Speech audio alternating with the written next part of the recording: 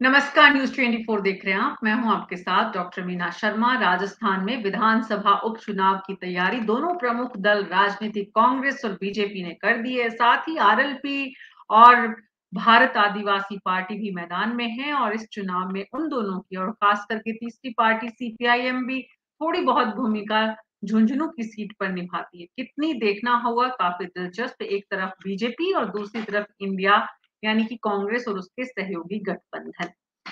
ये सीट जिसकी आज हम चर्चा करने जा रहे हैं, इसका नाम है देवली उनियारा, जहां के विधायक हरीश मीणा, जो कि फॉर्मर डीजीपी है, पूर्व राजस्थान में डीजीपी रहे हैं, पुलिस विभाग महकमे के सर्वे सर्वा, और अब वो सांसद हैं कांग्रेस पार्टी के। पहले वो बीजेपी में भी रहे। उनके भाई नमो नारायण मीणा केंद्र सरकार में मंत्री रहे। अब ये टोंक लोकसभा क्षेत्र से, टोंक सवाई माधोपुर जो लोकसभा क्षेत्र है, यहाँ से सांसद चुन लिए गए हैं और इनकी सीट देवली उनियारा, जहां से ये विधायक चुने गए थे विधानसभा के चुनाव में, वो इस वक्त खाली है जहां पर उपचुनाव होना है। तो यहाँ पर एक तरफ कांग्रेस पार्टी और दूसरी तरफ बीजेपी, इन दोनों की इस पूरी जंग में क्या कुछ तस्वीर इस वक्त नजर आ रही है। कांग्रेस मजबूत है, बीजेपी की मजबूती के लिए पूरा संगठन जुट गया है। क्या कुछ हो रहा है, समझने की कोशिश करते।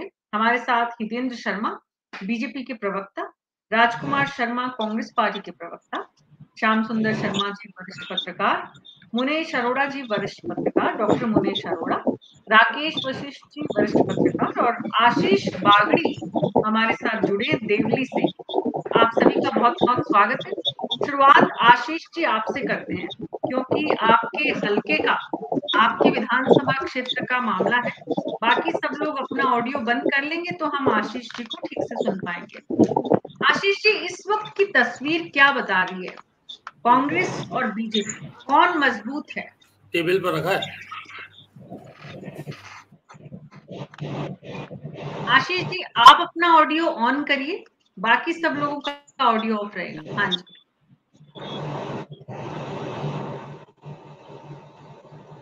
आशीष जी पहली बार जुड़ रहे हैं स्ट्रीम पर हमारे साथ, कुछ कनेक्टिविटी इश्यू है, वापस जुड़े हो। तब तक हितेंद्र शर्मा जी, बीजेपी की स्थिति इस वक्त आपको क्या दिख रही है? विधायक भी बीजेपी ने हार गई थी और सांसद भी हार गई चुनाव में, तो कमजोर स्थिति पर, पहले से बैकफुट पर इस वक्त बीजेपी है। देखिए, भारतीय जनता पार्टी अपनी तैयारियों में जुटी हुई है। उपचुनाव की 5 सीटों पे हमारी तैयारियां जारी है। हमारे संगठनात्मक स्तर पे मजबूती के साथ हम वहां पे काम कर रहे हैं। माननीय प्रदेश अध्यक्ष जी के सभी विधानसभा क्षेत्रों पे दौरे हो रहे हैं। संगठन के सभी पदाधिकारी लगे हुए हैं और तैयारियों में हम कांग्रेस से काफी आगे निकल चुके हैं। अभी इन चुनावों की में कांग्रेस ने अभी इस चुनाव के विषय में कोई तैयारियां नहीं चालू करी। हमारे ऑब्जर्वर्स लग चुके हैं 5 सीटों पे। वो अपने क्षेत्र में जाकर जहां जहां उन्हें लगाया गया है वो काम कर रहे हैं। प्रदेश अध्यक्ष जी के दौरे से उत्साह है और इस बार जनता डबल इंजन की सरकार को चुनना चाहिए। पिछली बार जब हम ये सुधारे थे उस समय कांग्रेस की सरकार थी, कई तरह की भ्रांतियां थी, जैसे कि इस लोकसभा चुनाव में भी रही। मगर इस बार हमें पूरा विश्वास है कि हमारी संगठनात्मक मजबूती और डबल इंजन की सरकार को जनता चुनेगी और देवली उनियारा सहित 5 उपचुनावों में भारतीय जनता पार्टी अच्छा प्रदर्शन करते हुए सभी सीटें जीतेगी। ये तो हो गया पार्टी के प्रवक्ता का स्टेटमेंट, ये तो समझ में आता है स्टेटमेंट, लेकिन मैंने पूछा आपकी तैयारी और इस वक्त की स्थिति में। आशीष जी हमारे साथ जुड़े थे, आशीष वापस डिस्कनेक्ट हो गए। तब तक राजकुमार जी, बेहतर होगा आप स्टेटमेंट नहीं सुनाएं और ये बताएं कि इस वक्त ग्राउंड की स्थिति क्या कह रही है।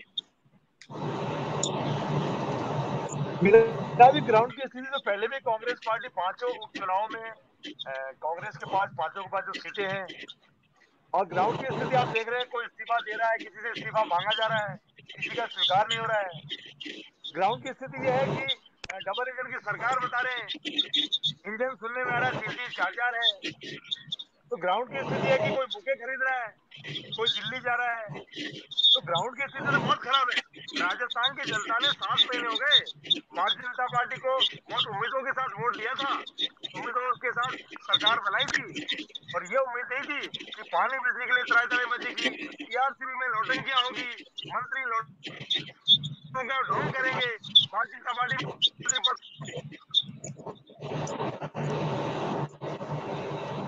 सूट नहीं कर रही है।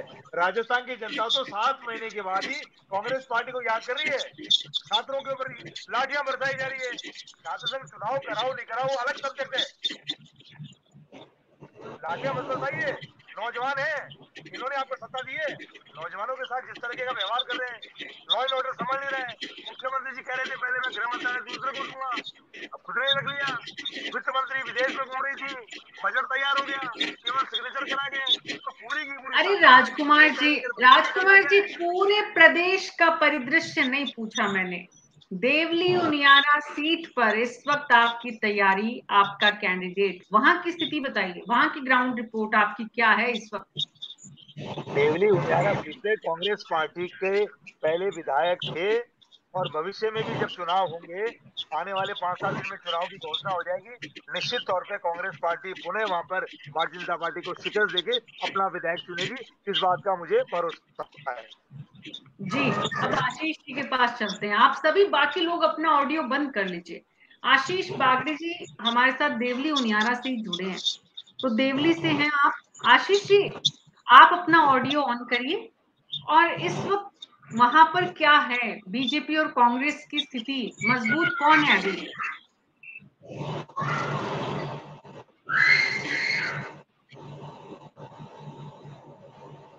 आशीष जी आप अपना ईयरफोन हटा दीजिए और फोन से ही आराम से खुल के बात करिए, उसमें वॉइस इतनी आती है कि आप आराम से बोल सकें।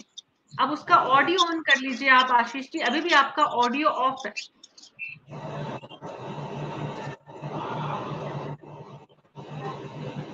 कनेक्ट वापस करेंगे, तब तक राकेश जी आपके पास आ रही हूँ, उसके बाद डॉक्टर मुनीश अरोड़ा आपके पास आऊंगी। राकेश जी, भरतपुर से जब आप बैठकर देखते हैं टोंक जिले में बीजेपी की लोकसभा में जो स्थिति हुई और विधानसभा में जो स्थिति हुई थी, अब आपको क्या नजर आ रहा है?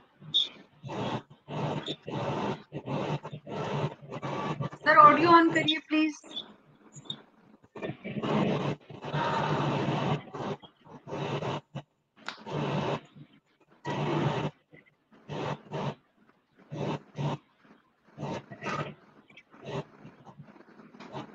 नहीं, आपका ऑडियो अभी बंद है राकेश जी।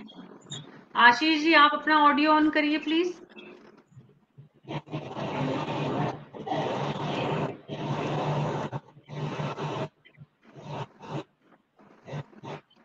वीडियो ऑफ हो गया आपका आशीष जी, ऑडियो आपको ऑन करना है। हाँ राकेश जी आपको सुन पा रहे हैं, बोलिए। आवाज आ रही है? आवाज आ रही है?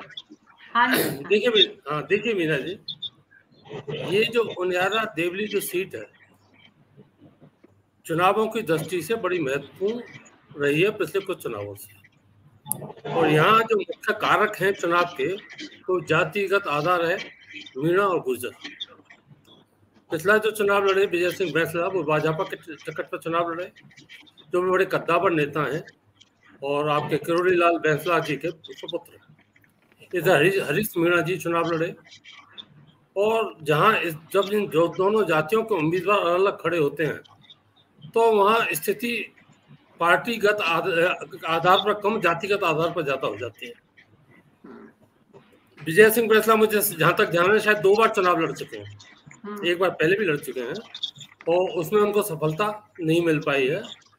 अब भाजपा किसको बनाती है ये तो अभी क्लियर नहीं है, और कांग्रेस किसको बनाती है ये भी क्लियर नहीं है, क्योंकि उनके पास हरीश मीणा ही सबसे बड़े तुर्क के इक्का थे कांग्रेस के पास, तो बड़ी दमखम से चुनाव लड़ा करते थे।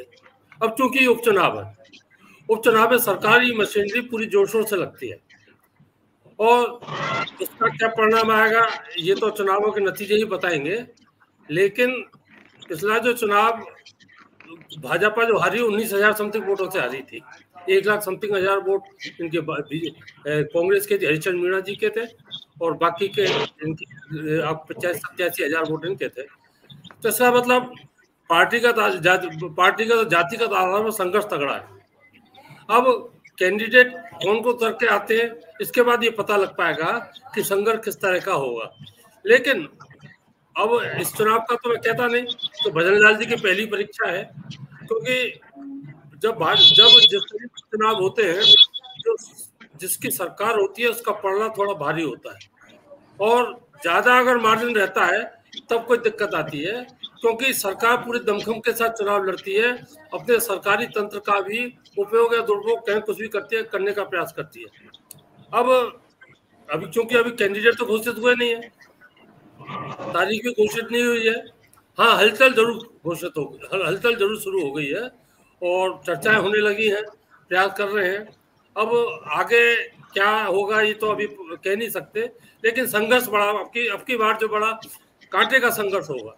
जी, आशीष जी हमारे साथ जुड़े हैं। राकेश जी, दिग्गज नेता बीजेपी के अब पहुंचने लग गए हैं और कांग्रेस के तो वैसे भी दिग्गज नेता सचिन पायलट हैं, वो भी वहां पर पहुंचते हैं लगातार। आशीष जी का नेटवर्क इश्यू रिजॉल्व नहीं हो पा रहा है। श्याम सुंदर शर्मा जी जुड़े हैं। श्याम जी, एक बात ये भी है कि हरीश मीणा के चुनाव में जीत हार जो भी रही, टोंक में कहते हैं सचिन पायलट के जो टोंक प्रॉपर मतलब जो टोंक से जुड़े हुए इलाके हैं, जो देवली उनियारा में आते हैं, वहां के गुर्जर तक ने हरीश मीणा को वोट नहीं दिया था। ऐसे जो वहां के हर पोल वाइज, जो बूथ वाइज जो रिपोर्ट सर्वे हैं वो बताते हैं। तो सचिन पायलट का करिश्मा इस बार देवली उनियारा में चलेगा या सरकार की मशीनरी इफेक्टिव होगी? मीना जी, राजनीति में चुनाव सब जीतने के लिए लड़ते हैं, हारने के लिए कोई नहीं लड़ता। लेकिन आप पिछले चुनाव की बात करें, 2 विधानसभा के उपचुनाव सत्ताधारी पार्टी ने हारे हैं, जीते नहीं है। ये पहली बार नहीं, 2 देखिएगा। सबसे पहले तो मंत्री बनाया था आपने, और फिर उसके बाद उपचुनाव हुआ तो उस मंत्री को उन्होंने हरा दिया। उसके बाद फिर उपचुनाव हुआ, बागीडोरा का जो कोई बात ही नहीं कर रहा, वो भी चुनाव हरा दिया। देखिए, सत्ता के पास सब कुछ था, उसके बाद भी चुनाव हारे गए। अब निश्चित तौर पर देखिए, चुनाव होने हैं, अभी चुनाव आयोग ने तारीखों की घोषणा नहीं की है, लेकिन हलचल निश्चित रूप से, राकेश जी सही करे थे, हलचल शुरू हो गई है। भाजपा के प्रदेश अध्यक्ष ने निश्चित तौर पर देखिएगा कि दौरे भी कर लिए हैं, झुंझुनू का दौरा कर लिया है, दौसा का दौरा कर लिया, टोंक का दौरा कर लिया। उन्होंने इन सब चीजों के दौरे करने के बाद कुछ हलचल भी हुई है। करोड़ीलाल मीणा चाहे विधानसभा में नहीं आ रहे हो, लेकिन उनको पता है कि अगर मैं जिला कार्यकारिणी की बैठक हो रही है दौसा में, तो वो बिल्कुल गए, वहां पर लेट गए, लेकिन उसके बाद गुप्त कमरे में बैठ कर मंत्रणा भी हुई है, बातचीत हुई है उनकी। अब बातचीत क्या हुई वो तो निकल के बाहर आती नहीं है कि उन्होंने जेपी नड्डा से क्या बात की, वो बाहर आई नहीं। लेकिन ये भी बात है कि देखिए, करोड़ीलाल मीणा और हरीश मीणा के बीच में भी मेल मिलाप हुआ है, नया सामने आ रहा है कि क्या ऐसा तो समझौता नहीं हो रहा है कि दौसा से मैं अपना कैंडिडेट खड़ा करूं और तुम हरीश मीणा जी अपना, तुम देवली उनियारा से खड़ा करना, अपन दोनों जीत लेंगे, पार्टी से कोई लेना था नहीं। पता नहीं, ऐसा कुछ हो सकता है, लेकिन अभी कोई चीजें सामने नहीं आ रही है। लेकिन हाँ, हलचल बहुत है। और निश्चित रूप से देखिए, सत्ताधारी पार्टी 2 चीजों को लेकर के चुनाव नहीं लड़ रही है। वो 2 तो मान ही नहीं रही कि हम 2 पे चुनाव लड़ेंगे, केवल 3 पर चुनाव की तैयारी कर रही है। अब ज्योति मिर्जा के आई है अमित शाह से, अब देखिएगा कि क्या खींवसर में दोबारा से उतरने की तैयारी करेगी क्या। तो हलचल राजस्थान के चुनाव में निश्चित तौर पर ये चुनाव दिशा दे जाएंगे बहुत सारी चीजों को लेकर के, कि देखिएगा कि सचिन पायलट का दबदबा बरकरार है क्या। क्योंकि देखिए, लोकसभा के चुनाव में जिस प्रकार से 8 और प्लस 3 जीते हैं, उससे लग रहा है कि भाई उनकी स्थिति ठीक ठाक है, और हो सकता हो कि फिर वापस से चुनाव जीतने की तैयारी करें। सत्ताधारी पार्टी किसी कीमत पे चुनाव हारना नहीं चाहेंगे, वो तो चाहेंगे कि चुनाव जीते, लेकिन जनता अगर चुनाव जिताएगी तो जीतेंगे। आपने जिस प्रकार से कहा कि देखिए क्या कि गुर्जरों के वोट नहीं मिले, हाँ गुर्जरों के वोट नहीं मिले, लेकिन गुर्जरों के वोट बंटवाने के लिए विक्रम गुर्जर को किसने खड़ा किया था आपको पता है ना।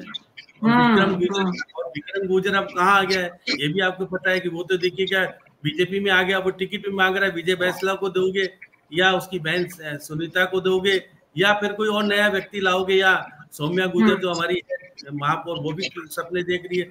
सपने बहुत देख रहे हैं क्योंकि ये चाह रहे हैं कि सरकार के साथ चुनाव लड़ेंगे, जीत के आ जाएंगे, जीतेंगे नहीं तो हम कम से कम प्रभावशाली व्यक्तियों में तो गिनती आ जाएगी। तो ये चुनाव निश्चित तौर पर कांग्रेस के लिए लेकिन पार्टी के लिए तो इस वक्त हार और जीत जीवन मरण जैसा प्रश्न है।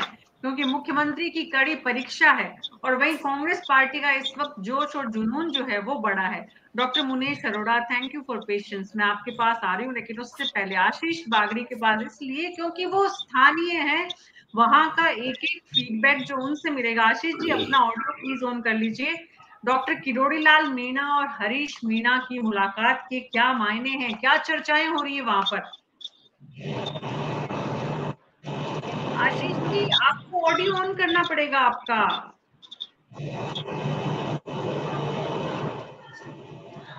ऑडियो के बटन पर क्लिक करिए ताकि आपको सुन सकें।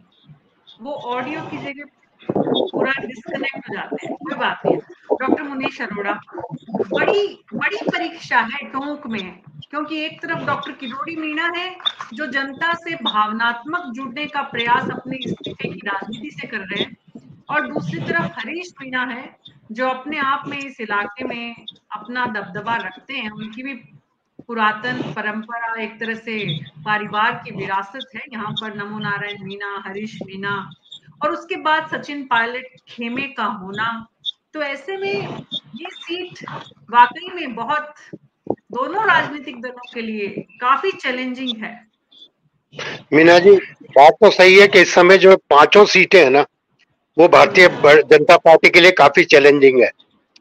मगर किरोड़ी मीणा के स्वभाव से आप भी वाकिफ हैं, श्याम जी भी वाकिफ हैं, वशिष्ठ साहब भी वाकिफ हैं, और हमारे लोग भी वाकिफ हैं।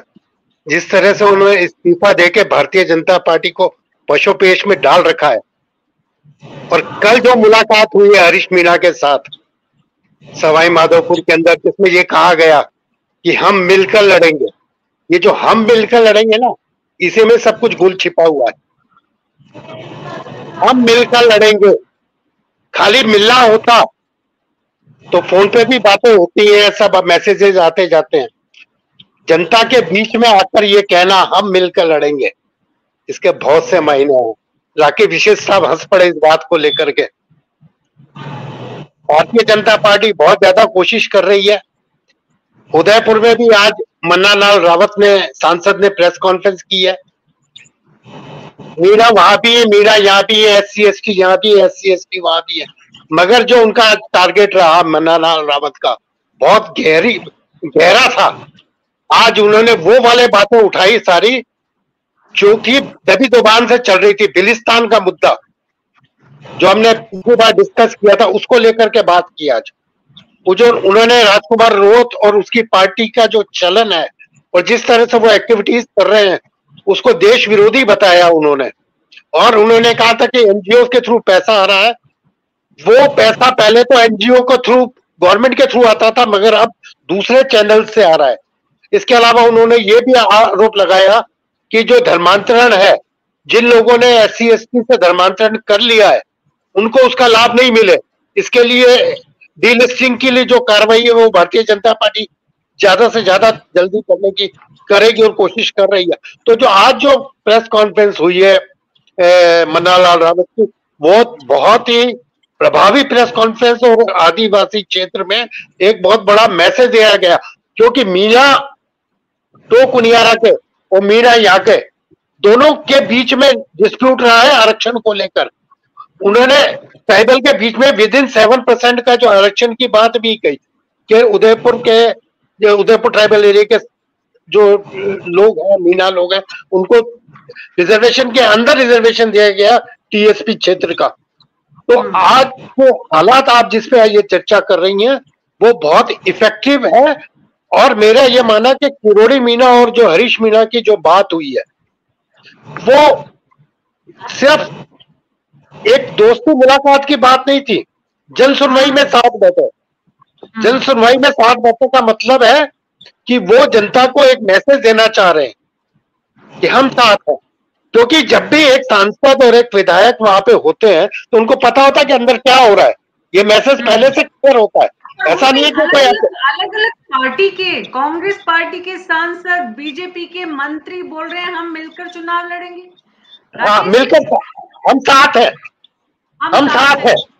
हाँ, ये बात एक इम्पोर्टेंट बात है। राकेश जी। हाँ जी, नहीं, मैं एक बात ये कहना चाहता अरोड़ा साहब से हम सबके विचार अलग अलग हो सकते हैं, सोच अलग अलग हो सकती है, विचार हो सकते हैं। एक तो जो मीणा दोनों उस जिस समय घटना घटित हुई उस समय किरोड़ीलाल मीणा लोगों से जनसंपर्क कर रहे थे, लोगों की समस्याएं सुन रहे थे। उसी समय वो पहुंच गए डांगबोग में, पहले तो कोई मीटिंग नहीं थी, उसी समय वो पहुंच गए। राजनीतिक सहायता यही की होती है कि जब इस तरह की होती है, कोई दुश्मनी तो है नहीं इनमें, और दूसरी बात एक ही समाज से आते हैं, दुश्मनी करके करेंगे क्या? वो तो पॉलिटिकल क्षेत्र में हो सकती है। और इस तरह का विचार आपस में व्यक्त करना कि हम दोनों मिलकर के काम करेंगे, वो मीणा समाज के अपने वोटर के लिए दिखाना है कि हम लोगों आपस में कोई लफड़ा और झगड़ा नहीं है। एक बात अभी अरोड़ा साहब ने वहां की जिक्र किया, बांसवाड़ा की जिक्र, अभी जो मीट आपकी राजकुमार रोत को लेकर के, राजकुमार रोत को लेकर सबसे जो गंभीर बात हुई है मीना जी, अभी मैं पढ़ रहा था अपने शेखावत जी का पत्रकार है जो, उन्होंने वहां जिस तरीका जो भाषण हुआ कि हम हिंदू नहीं हैं, हम पोंगा पंथी और पंडितों से हम अपना बंद करें, देवी देवताओं को पूजना बंद करें, अपना कुछ हिंदुओं के जो लगान पहचान के जो चिन्ह है, मांगे बढ़ना और मंगलसूत्र पहनने की व्यवस्था नहीं है, इसलिए हम हिंदू नहीं है, हमको अलग उससे दिया जाए। और इन राजस्थान के इन जिलों को मिलाकर 49 जिलों का एक भील प्रदेश अलग से बनाया जाए। ये एक थोड़ी गंभीर बात है। और इसमें हालांकि अपना जो टॉपिक से थोड़ा अलग हटका है, क्योंकि अरोड़ा साहब ने कुछ कह दिया इसलिए मैं जिक्र कर रहा हूँ, और मेरा कोई उद्देश्य नहीं था इसमें। इस समय थोड़ा इससे हो सकता है कि राजनीतिक माहौल वहां का थोड़ा गर्मावे और बीजेपी को एग्रेसिव होकर के एक आना पड़ेगा, तभी पार पड़ेगी, चाहे रिजल्ट चाहे कुछ भी हो, वो एक अलग बात है। जी दूसरी बात, श्याम सुंदर जी दो सीटों का जिक्र कर रहे थे, उसके आपके सुरेंद्र सिंह टीटी का और इसका। श्याम सुंदर जी, ये तो हम और आप दोनों ही जानते हैं कि अगर वो इतना कमजोर पार्टी को, भाजपा को पहले से पता था कि ये सीट हमने हारने वाले, और इसीलिए तो उन्होंने बिना चुनाव के पहले बना दिया उसको मंत्री, कि इस बात का इम्पैक्ट बने। क्यों?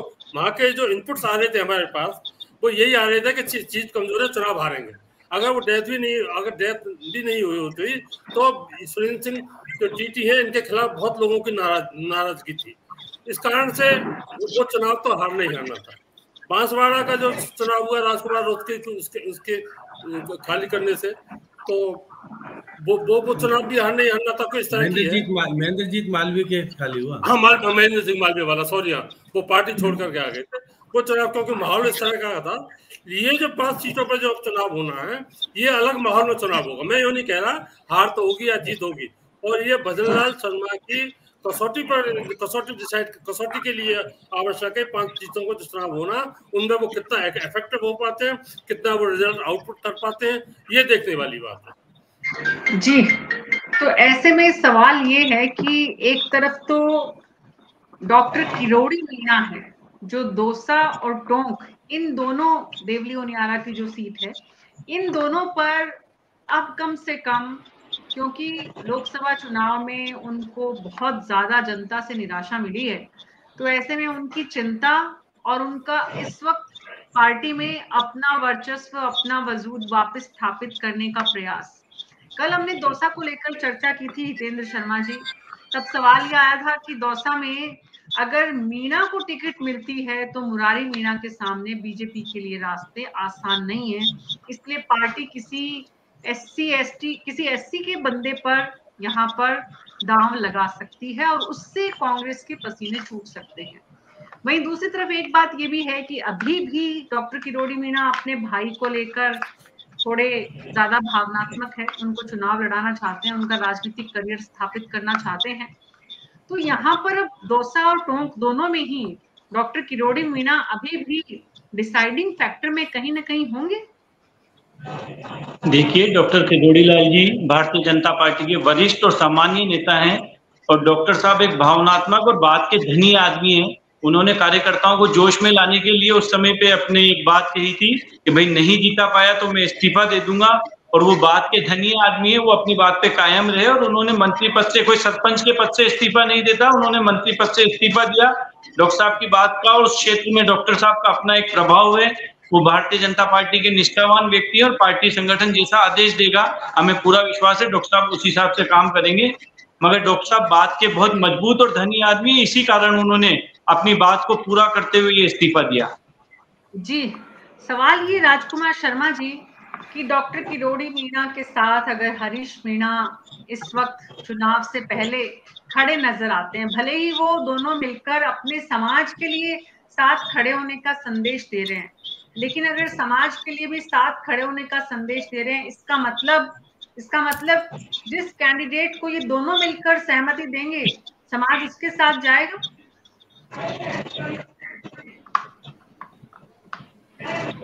इस बात का तो समाज के लोग ही जवाब दे सकते हैं, लेकिन दो बड़े नेताओं का आपस में मिलना, उनकी जाति का एक होना निश्चित तौर पे कहीं ना कहीं समाज को ताकत तो देगा ही देगा। लेकिन आप निश्चित रहे, कांग्रेस पार्टी का कोई भी उम्मीदवार खड़ा होगा, किरोड़ी लाल मीणा जी और भारतीय जनता पार्टी कितना ही जोर लगा ले, नुकसान नहीं कर पाएंगे, इस बात का मुझे भरोसा है। जी, आपका भरोसा हरीश चंद्र मीणा जी के मीटिंग में कैसे रिफ्लेक्ट हो रहा है, वो बताइए। नहीं, इत्तेफाक से मुलाकात होती है, कई बार ऐसा नहीं है कि कोई प्रायोजित मीटिंग है, मीटिंग हो जाती है और मिलना भी चाहिए। मैं तो चैनल्स में बार बार कहता हूँ कि भारतीय जनता पार्टी के नेताओं को बड़ा दिल करना चाहिए, कांग्रेस के नेताओं के आना जाना चाहिए, आने जाने से अच्छा रहता है। बजरंग जी गहलोत साहब क्या गए, अच्छी चाय पी के आए, अच्छा संदेश गया, पूरे राजस्थान ने उस फोटो को लाइक किया है। फिर मैं बार बार टोकता रहा, फिर एक दिन हमारी सबकी कांग्रेस की बात सुनी उन्होंने, एक दिन वसुंधरा जी क्या चाय पी, उसका भी अच्छा संदेश गया।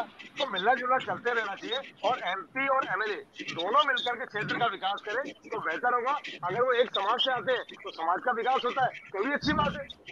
जी, श्याम सुंदर शर्मा जी, ये इतनी अच्छी बात है लोकसभा चुनाव में जिस तरह से दोनों ने चुनाव लड़ा है, एक तरफ किरोड़ी मीणा थे, दूसरी तरफ हरीश मीणा थे। हरीश मीणा का वर्चस्व कायम रहा, किरोड़ी मीणा पर लोगों का असर कम दिखा।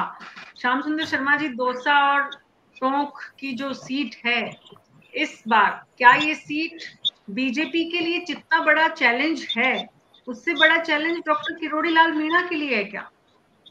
देखिए मीणा जी, कोई जमाने में हरीश मीणा भाजपा से सांसद हुआ करते थे दौसा से। जब किरोड़ी लाल मीणा क्या थे, वो अलग पार्टी से थे, वो पार्टी में थे ही नहीं थे। हितेंद्र जी शर्मा करे थे, बहुत निष्ठावान कार्यकर्ता हैं, वरिष्ठ हैं, धोखा देने वाले विधायक भी हैं। धोखा दे के पार्टी को चले गए, उसके बाद नई पार्टी बनाई, फिर उसके बाद वापस आ गए, राज्यसभा में चले गए और फिर वापस से आपने विधायक बना दिया।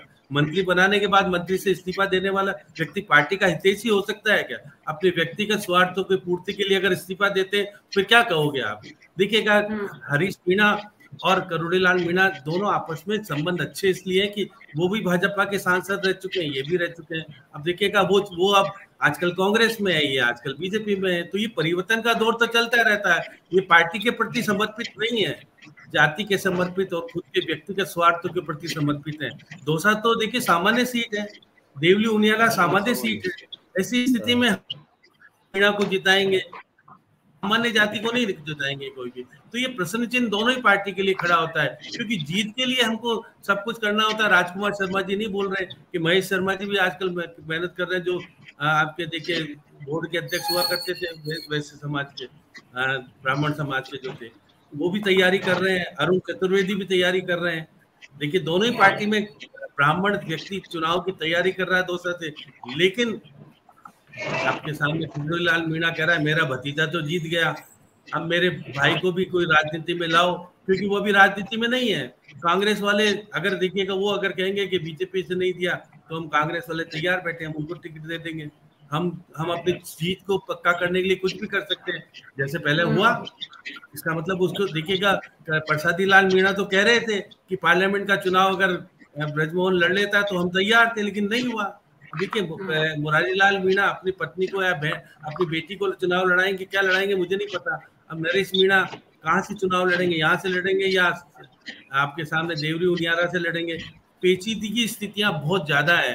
अब नमोनारायण मीणा की भी इच्छा होगी कि भाई मेरा छोटा भाई सांसद बन गया तो मैं यहाँ पर विधायक बन जाऊं, क्योंकि पहले वो सांसद और मंत्री रह चुके हैं उसी सीट से।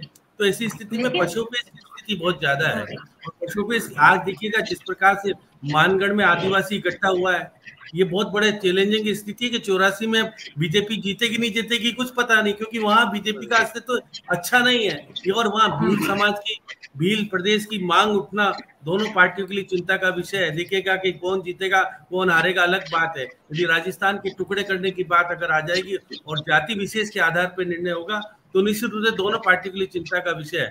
उपचुनाव में कह रहे मुख्यमंत्री जी की क्योंकि सुरक्षित भावना जब हो सकती है कि कुछ चुनाव जीतो, हारते रहोगे तो फिर वो आपको प्रश्न चिन्ह करेगा। यही प्रदेश अध्यक्ष चाह रहे हैं कि मैं भी सुरक्षित रहूं तो मेरे को भी ठीक ठाक रहे। दोनों की सुरक्षा भावना है, इसलिए दोनों आपस में मिलने लगे हैं, लेकिन फोटो जारी नहीं हो रही है। मैं देखा कल शाम को जाते वक्त उन्होंने कहा कि टॉड में बहुत कुछ दिया हमको, मिले और दौसा चले गए, लेकिन फोटो रिलीज नहीं हुई। पता नहीं फोटो, राकेश जी, मुख्यमंत्री जी के साथ ऐसी स्थिति है कि अगर ठीक ठाक स्थिति नहीं होती पूर्व मुख्यमंत्री वसुंधरा जी से मिलके आए, फोटो जारी नहीं हुई। पूर्व मुख्यमंत्री अशोक गहलोत से मिलके आए, फोटो जारी हुई, सब कुछ जारी हुआ। तो राकेश जी पता नहीं मुख्यमंत्री जी अपने आप में भावनात्मक रूप से इतने कमजोर क्यों हो गए हैं। देखिए निश्चित तौर पर वो पहली बार बने, पहली बार बनने के बाद मुख्यमंत्री हैं। अब मुख्यमंत्री पहली बार कह करके सब कुछ नहीं करना, आपके पास हाथ में बहुत कुछ करके दिखाओ। वो बार बार कह रहे हैं कि देखिए विधानसभा में 29 तारीख को मैं वित्त मंत्री को नहीं बोलने दूंगा, मुख्यमंत्री के नाते मैं घोषणाएं करूंगा बड़ी बड़ी, क्योंकि फोटो मेरी छपेगी, मैं प्रदेश में प्रचारित होना चाहता हूं। तो मुख्यमंत्री हो भाई, वो अगर आपकी वित्त मंत्री अगर विधानसभा में घोषणा करती है तो मुख्यमंत्री की घोषणा मानी जाती है। तो देखिए राजनीतिक परिप्रेक्ष्य में जो वरिष्ठता के आधार पर कोई व्यक्ति हमको भाजपा को संभालने वाला मिलना चाहिए। राजस्थान में बहुत कमजोर स्थिति है, संगठन को संभालने वाला कोई है नहीं, अपने ढप्पी अपना राजा अपने तरीके से चल रहे हैं। आज भी देखेगा फिर मुख्यमंत्री जी अलग जा रहे हैं और प्रदेश अध्यक्ष फिर जा रहे हैं। भले ही बातचीत हो रही है लेकिन मधुरता नहीं आ रही जितनी आनी चाहिए। अगर ये स्थिति बनी रही तो फिर उपचुनाव में जीतेंगे नहीं जीतेंगे ये तो राकेश जी बता सकते हैं, मैं तो क्या बताऊंगा। स्थिति बहुत ठीक नहीं है, स्थिति को सुधारे जाने की जरूरत है। देखिएगा कि बजट दे दिया हमने, उपचुनाव के लिए भी बहुत कुछ दे दिया। चुनाव जीतेंगे जब भी तो सब कुछ होगा, ये देने करने से तो चुनाव जीतता नहीं कोई। सत्ताधारी पार्टी चुनाव हार रही है, जीत नहीं रही है, इसलिए चिंता का विषय सत्ताधारी पार्टी के पास ज्यादा है। कांग्रेस के पास तो है क्या? निश्चित रूप से कांग्रेस इस वक्त चुनाव में है। कांग्रेस के पास इस वक्त लोकसभा चुनाव के नतीजों का आत्मविश्वास है। बीजेपी के पास इस वक्त सत्ता की ताकत है। मशीनरी का उपयोग करके बीजेपी क्या वाकई में उपचुनाव में सत्ता और संगठन का तालमेल और चुनावी नतीजों में, कम से कम चुनावों के प्रदर्शन में इसे स्थापित कर पाती है? सीपी जोशी और भजनलाल शर्मा ने ये दिखाने का प्रयास तो इस वक्त जरूर किया है कि दोनों मिलकर चुनाव लड़ रहे हैं, लेकिन क्या दोनों मिलकर वाकई में चुनाव लड़ पाएंगे? कैंडिडेट्स का सिलेक्शन एक बहुत बड़ा फैक्टर होगा। हितेंद्र शर्मा जी, कैंडिडेट्स की अगर हम चर्चा करें जी श्याम जी, मैं बस इस बहुत जल्दी हम खत्म करेंगे। हितेंद्र शर्मा जी, अगर आप जाना चाहते हैं श्याम जी, तो बस मैं एक सवाल आपसे लेती हूँ हितेंद्र शर्मा जी के बाद, फिर आप दूसरी जगह ज्वाइन कर लें। हितेंद्र शर्मा जी, कैंडिडेट को लेकर क्या रणनीति होगी? क्योंकि राजेंद्र राठौड़ से लेकर तमाम वरिष्ठ नेता टोंक गए, बैठे, चिंतन किया, मनन किया, क्या निकलकर सामने आ रहा है? कैंडिडेट जिताऊ होगा और टिकाऊ होगा।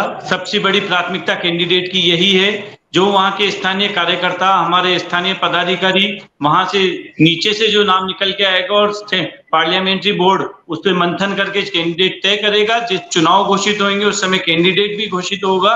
कैंडिडेट जिताऊ होगा और उसके लिए सबसे मजबूत पक्ष यही है कि भारतीय जनता पार्टी स्थानीय जिताऊ कैंडिडेट को चुनाव लड़ाने के पक्ष में। जी श्याम जी, बिना जी देखिए कल जो टोंक की बैठक हुई और राजेंद्र राठौड़ को वहां का प्रभारी बनाया गया। आपको याद होगा जब यहाँ से सचिन पायलट के खिलाफ आपके मुस्लिम है क्या चुनाव लड़े थे, जो अभी डीडवाना से निर्दलीय जीते, यूनुस खान को भी जब प्रत्याशी बनाया तो प्रभारी ये राजेंद्र राठौड़ थे, उस वक्त चुनाव जीते नहीं थे। अब देखिए वहां अजीत सिंह को जिलाध्यक्ष बना दिया है, तो जिलाध्यक्ष अजीत सिंह है तो उसको प्रभावी ढंग से संभालने वाला भी राजपूत नेता चाहिए, इसलिए राजेंद्र राठौड़ को लगाया। लेकिन राजेंद्र राठौड़ का टोंक में क्या लेना देना, वहां के कितने लोग वहां पर होंगे। अब देखिएगा कल जो जैसे विजय बैसला को उन्होंने निश्चित रूप से लाइटिंग के लिए शुरू करा, जब होता है ना बैठक शुरू, विजय बैसला को मान रहे कि भाई एक बार हम चुनाव लड़ा चुके हैं, विक्रम गुजर है जो पार्टी में आ गया है, अगर उसको वो विवाद करेगा, या देखिए बंसल है जो देखिएगा जिला प्रमुख के पति हैं, वो भी चुनाव लड़ने की सपने देख रहे हैं। तो इनके यहाँ सपने देखने वाले ज्यादा हैं, अगर टिकट नहीं मिला तो अपने अपने तरीके से चुनाव में हराने का काम भी कर सकते हैं। इसलिए हितेंद्र जी जो जिताऊ वाला तो कम है, हराऊ वाले ज्यादा हैं, तो इसलिए समझदारी के आधार पर अगर टिकट नहीं दिया तो भाजपा जीत नहीं पाएगी, हार जाएगी, क्योंकि वो तो कह रहे हम तो हारे हुए हैं, कोई बात नहीं। तो इसलिए बड़ी स्थितियां अच्छी नहीं है, दौसा में कहें या यहाँ कहें या उसके बाद झुंझुनू में कहें, वहां पे भी सब जगह क्या हराने वाले कैंडिडेट बहुत ज्यादा है, किसी को दे देंगे तो जीतेंगे नहीं तो हरा देंगे, क्योंकि कांग्रेस जीती भी है इसलिए उत्साहित भी है, और वहां पर कम लोग रहे क्योंकि वहां पर पहले से ऑलरेडी क्योंकि चुनाव जीत चुके हैं, उनका व्यक्ति गया और वो निश्चित रूप से वंशागत या पारिवारिक तरीके से फैसला होगा वहां तो। और सचिन पायलट कहेगा भाई इसको चुनाव लड़ा तो 3 पे तो पारिवारिक है, बाकी जगह भी पारिवारिक है, हनुमान बेनीवाल भी पारिवारिक है, तो उधर राजकुमार रोज भी उत्तराधिकारी तय करेगा।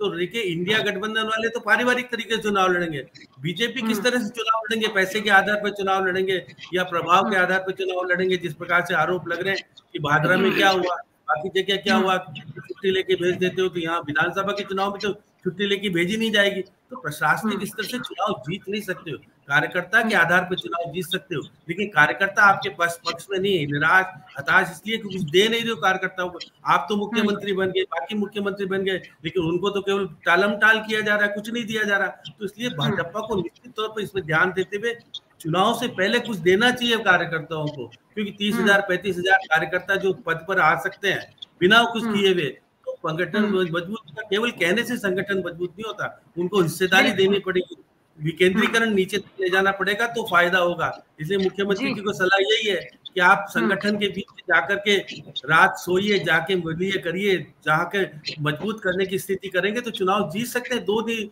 एक कुछ तो जीत सकते हैं, सारी जगह तो हारेंगे नहीं, कुछ तो 3 में से 2 1 2 भी जीते, लेकिन जीतने का सिलसिला शुरू होना चाहिए, हारने का सिलसिला तो चल ही रहा है।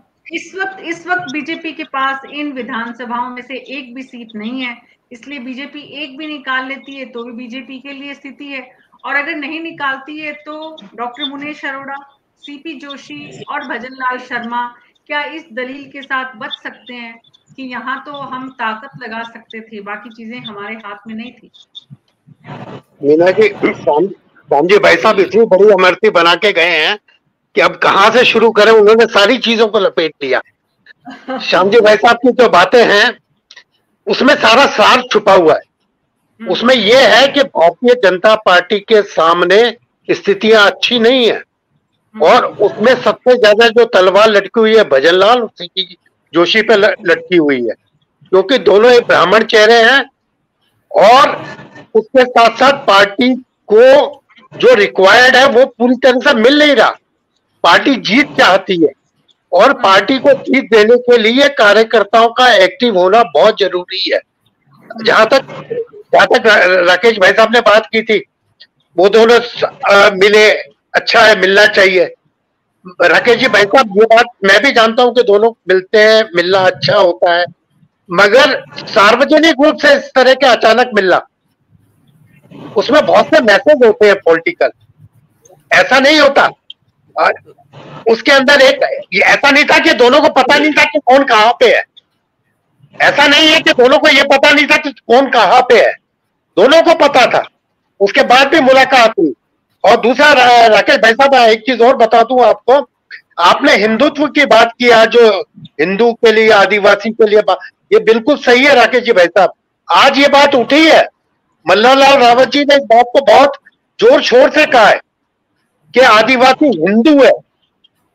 आज तक आदिवासियों को यह भड़काया जा रहा है कि आदिवासी हिंदू नहीं है, वो प्राकृतिक पूजक है, वो अलग तरह से काम करता है, वो उसकी वो है। मन्नालाल रावत ने बहुत स्पष्ट रूप से यह बताया कि जब निषाद राज केवट जब लेके जा रहे थे राम को, तो वो राम राम तो नहीं बोल सकते थे, राम जी को खुद राम राम कैसे बोले? तो उन्होंने कहा था जोहार है प्रकृति के देवता, इसलिए वो जो जय है जोहार है वो वहां से शुरू हुआ है। ये हमारे यहाँ पे लिखित है, हमारे जो ग्रंथ है उनमें आया हुआ है और उसी से पूजा पद्धति हमारी जुड़ी हुई है। उन्होंने कहा आदिवासी को हिंदू से अलग करके नहीं देखा जा सकता। तो ये जो बड़ी बात है, जो हिंदू और वो गैर हिंदू के बीच में जो खाई पाटने की कोशिश जो आदिवासी समाज में हो रही है और जिसको लेकर बीटीपी और बाप पार्टी बहुत तेजी से काम कर रही है, उसको कवर करने की भाजपा ने कोशिश की है। और भारतीय जनता पार्टी आज न सिर्फ देवली और नियारा बल्कि हर सीट पर ताकत झोंकने पे लगी हुई है और इसी का परिणाम है। राकेश जी भाई साहब, आज अगर आप प्रेस कॉन्फ्रेंस जो देखते रावत की, तो उसमें ये बहुत बड़ा मैसेज दिया हुआ था।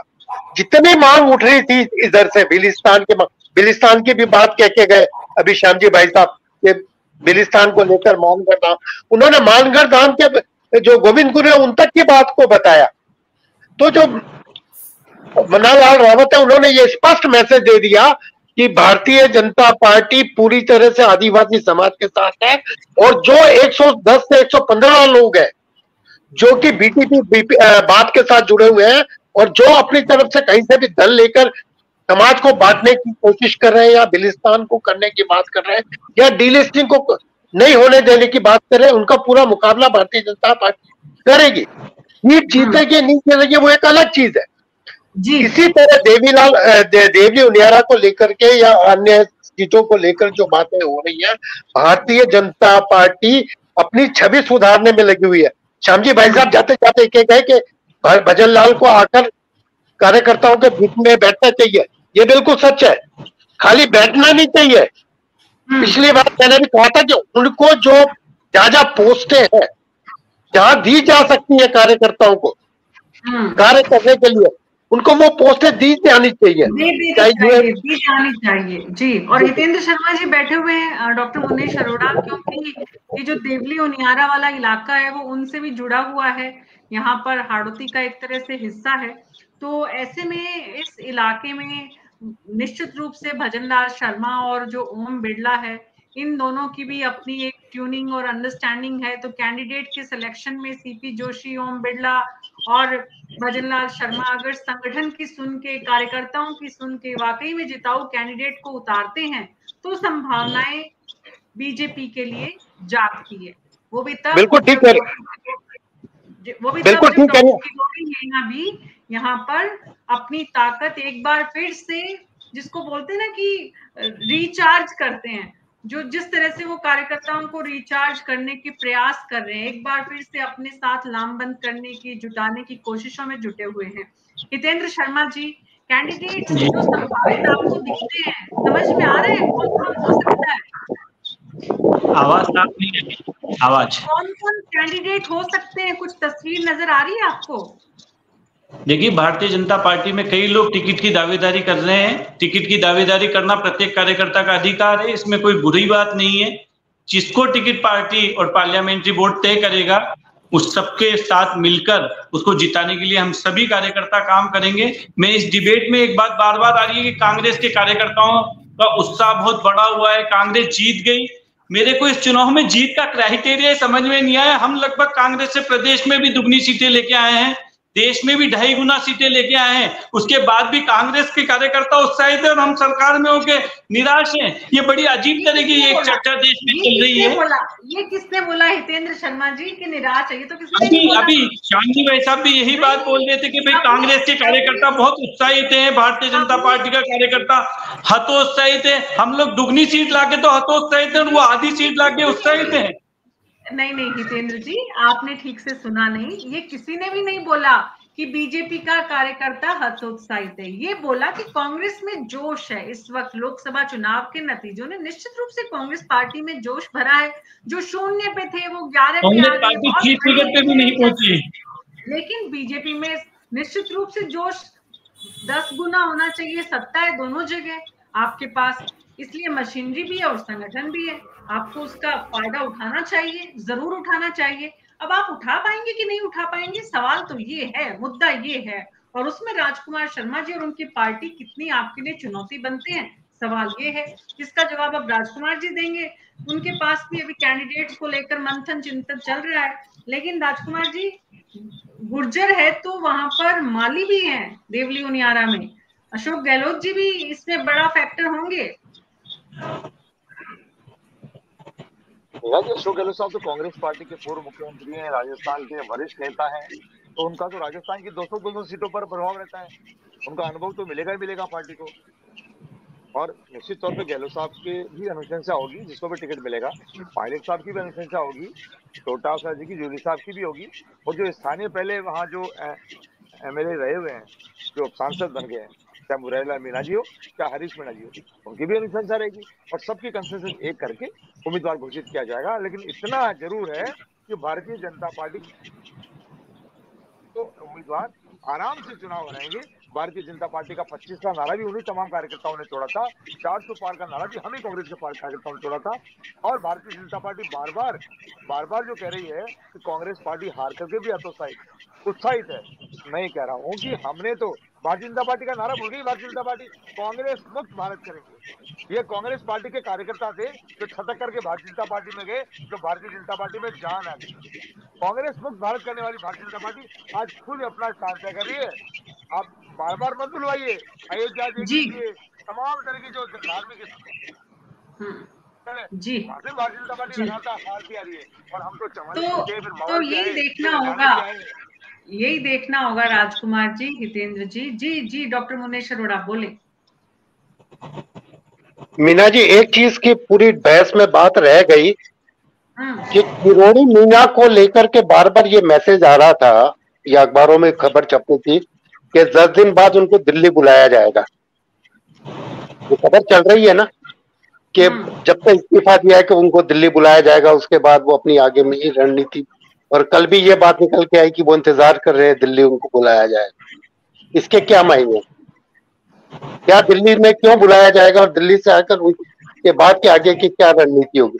आज जो बहस आपकी शुरू हुई है और जितना डिस्कशन हुआ है, उसमें ये जो मेन पॉइंट है कि उनको दिल्ली क्यों बुलाया जाएगा और वो आज तक दिल्ली जाने का इंतजार क्यों कर रहे हैं। कल क्यों वो आधी बैठक हो गई, एक पत्र खत्म हो गया, उसके बाद गए और उसके बाद भी मंत्रणा अलग से की। क्या है इसके पीछे? डॉक्टर साहब, आप जानते हैं हम कयासों पर ज्यादा चर्चा नहीं करते हैं। नहीं, बात मैं कयास नहीं कर रहा, मैं कयास की बात नहीं कर रहा। ये तो फैक्ट है ना, ये तो बिल्कुल फैक्ट है कि उनको दिल्ली बुलाया जाएगा। ये तो सब अखबारों में छपा है। और कल वो आधी मीटिंग के बाद गए, ये भी फैक्ट है। तो किरोड़ी मीना की जो राजनीति चल रही है वो इस चुनाव में कितना प्रभाव डालेगी, आपकी ये जो बहस शुरू हो रही है उसमें ये बात भी छिपी हुई है कि भारतीय जनता पार्टी तो एकदम हमने शुरू में इस बात पे चर्चा की कि किरोड़ी फैक्टर कितना बड़ा काम करेगा इन दोनों सीट पर खास करके। हो चुकी है। नहीं, दिल्ली वापस बुलाया जाएगा जेपी नड्डा से उनकी बात। राकेश जी, मैं आपसे जानना चाह रहा था इस बारे में, आप ज्यादा अच्छा बता सकते हैं। मीना जी, मैंने पहले एक बार डिस्कशन हुआ तो उसमें भी मैंने एक बात कही थी जब किरोड़ी लाल जी वहां से मिल करके आए थे। तो मैंने ये कहा था कि नड्डा जी से जो उनकी बातचीत हुई है, मैं तो ऐसे पत्रकार जो मेरा आकलन है वो उसमें फिर 10 दिन का टाइम देना क्या मतलब रखता है। उसका मतलब ये था, मैंने तब भी कहा था कि वहां इन दोनों की बात कोई पकी है, खिचड़ी पकी है दोनों के बीच में, लेकिन पार्टी में जो कुछ भी निर्णय है वो ऊपर बैठी हुई जोड़ी करती है, मोदी और अमित शाह की जोड़ी करती है। बिल्कुल। अगर वो उनके साथ जब मीटिंग हो जाएगी और ये तय हो जाएगा कि क्या करना है, तब इनको बुला करके सारी बातें बता दी जाएगी। अब ये हो सकता है एक आध दिन डिले हो जाए, लेकिन ये निश्चित मान के चले आप कि लगभग तय है। और किरोड़ी लाल मीना जी का जो भी होगा, जो उन्होंने चाहिए होगी, वो बात शायद पूरी हो जाए, आधी हो जाए चाहे पूरी हो जाए, या पार्टी हाईकमान उनको और कहीं स्थापित करना चाहे वो करेगा। लेकिन ये तय है कि 1-2 दिन में ही उनका काम होना है, क्योंकि उनको इस चुनाव में उनका फायदा लेना है। किरोड़ी लाल जी के बिना टोटा की सीट और आपके देवली की सीट, जहाँ मीणा बाहुल्य सीटें हैं, यहाँ चुनाव लिए बड़ा कष्टकारक हो सकता है इनके बिना या इनके चुप्पी साधने के लिए। इसलिए मेरा मानना है इनको संतुष्ट करके रहेंगे और कोई इसमें बात नहीं है। इसका मतलब किरोड़ी मीणा नई भूमिका में होंगे चुनाव से पहले। इसका मतलब तो ये साफ है कि किरोड़ी मीणा को नई भूमिका दी जाएगी और वो भी चुनाव से पहले दी जाएगी, जब तक कि आलाकमान तय नहीं करता। भाजपा में ये आप तय नहीं कर सकते, हम नहीं सोच सकते कि क्या हो जाए, लेकिन इतना तय है कि कोई संतोषजनक हल ही निकलेगा और पार्टी हाईकमान किसी भी कीमत पर इनको नाराज नहीं करना चाहती कि उनको तो आगे भी कई बार फायदा लेना, पूरी कम्युनिटी को क्योंकि पहले ही बहुत नुकसान हो चुका है बीजेपी का, बिल्कुल। और अब किसी भी नुकसान के लिए पार्टी आलाकमान तैयार नहीं है और कांग्रेस पार्टी अब इस जितना भी बीजेपी के भीतर जो भी भीतर घात और गुटबाजी चल रही है उसका कितना फायदा उठा सकती है वो एक अलग बात है कि उनकी यहाँ भी सब कुछ ठीक अभी भी नहीं है, लेकिन जो भी परिस्थितियां हैं। एक बात और कह दूं बस, लास्ट बोलिए। अब की बार जो प्रत्याशियों का चयन करेगी भाजपा, हाँ, पिछली बार की स्थिति दूसरी थी। बिल्कुल का इंटरफेरेंस था और भी नेताओं का इंटरफेरेंस था, और जो सर्वे इंटरनल सर्वे जो पार्टी के गए थे उसको दरकिनार करने के बाद उन्होंने टिकट दिए गए और लोगों को, और उसका रिजल्ट आया कि ज्यादातर वो चुनाव हारे। लेकिन अब की बार अब नहीं होगा। निचले स्तर पर जो कार्यकर्ताओं की इच्छा है और जिला स्तर के जो नेता हैं, कम से नेता हैं, उनकी बात को तरजीह दी जाएगी और उसी के आधार पर कैंडिडेट का निर्वाचन होगा। चुनाव हारे जीते एक अलग बात।